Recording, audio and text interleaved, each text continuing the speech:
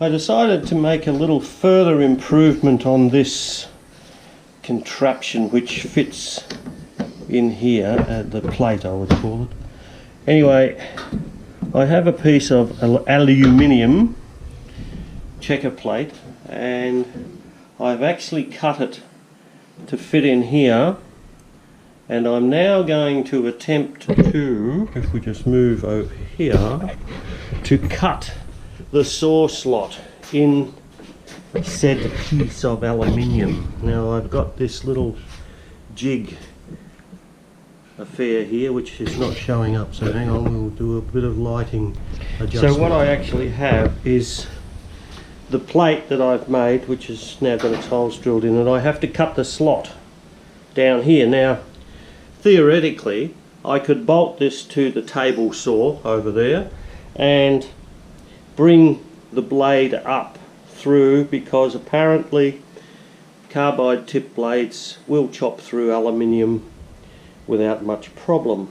However, a blade for that saw is in the region of $110 or something, and I don't really want to risk it. So I've got my little handy trusty handheld router here with a 6mm slotting bit or straight cut bit, and I'm going to very carefully, with the aid of this jig, start to cut the slot. The 6mm wide, it's a 6mm wide straight cut blade, bit which should be plenty for that saw blade. I've measured everything out and I'm going to take a cut at it. And the reasoning is, of course, that a 6mm cutting blade or cutting bit for a router is a hell of a lot cheaper than a $110 saw blade. So here we go. However, I'm not going to put it on video because I don't need the actual added distraction. So I'll come back to it once I've done a couple of cuts. I've just done a very, very shallow, almost like a trim cut.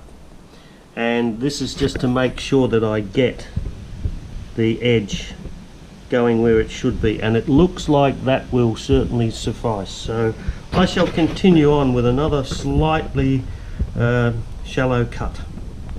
Well, I've made about 3 cuts and I think I'm probably almost through here, but you have to take it very slow. There's only 2 blades on this little cutter, and I'm a little bit concerned that if I press it too much it'll do some severe damage. Well, after 4 passes we're basically through.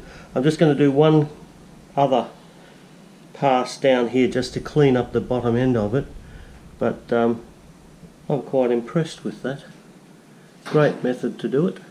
Takes a lot of setting up, but I think in the long run it'll be worthwhile because I get rid of that MDF thing which was really starting to annoy me, and that was an improvement on the plastic that was supplied with the machine. So this should be the last effort.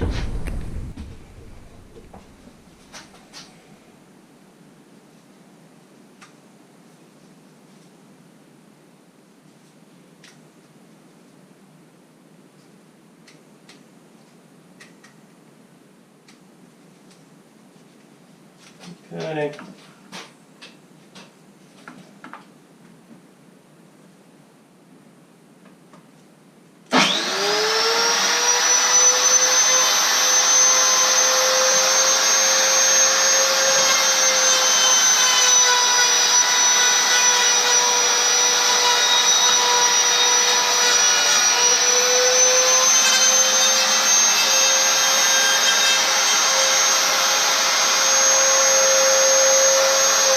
Beautiful.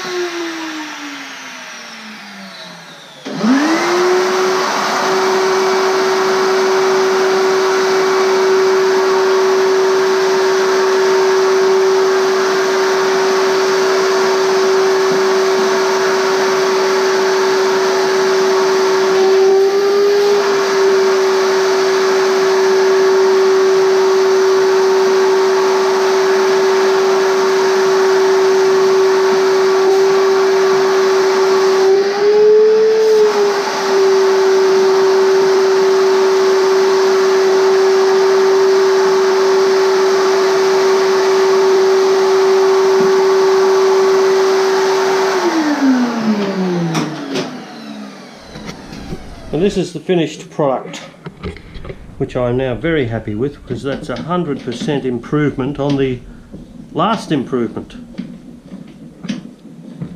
I've just tested it, a little bit of fine tuning. It works at all the angles, and I have a very narrow gap here for cutting very thin strips, and it's solid. Beautiful. Hey, that's what Makita should have done in the first place.